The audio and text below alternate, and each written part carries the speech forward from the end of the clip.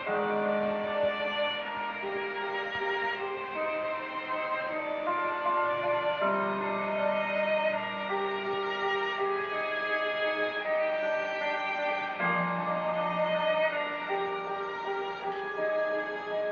திரையுலகின் திரைக்கதை மன்னன் என்று போற்றப்பட்ட பாக்யராஜ் சென்னையில் மாரடைப்பு காரணமாக காலமானார்.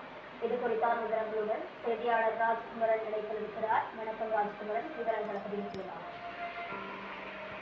கே. பாக்யராஜ் அவர்களின் உடலுக்கு தமிழக முதலமைச்சர் மரியாதை செலுத்தி சென்றிருக்கின்றார்.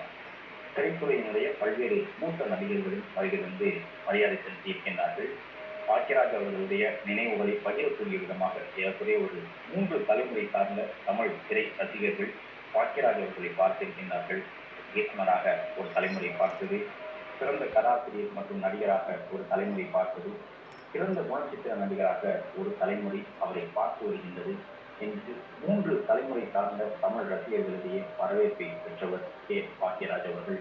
தன்னுடைய வசனங்கள் மூலமாக, தான் நடத்தி வந்த இதழ்கள் மூலமாக திரைத்துறை சார்ந்த செய்திகளை இயக்குநராக வேண்டும் என்று கனவோடு சென்னைக்கு வரக்கூடிய பலருக்கும் வழிகாட்டக்கூடிய ஒரு கலைஞனாகவும் பாக்யராஜ் அவர்கள் திகழ்ந்து வந்திருக்கின்றார்.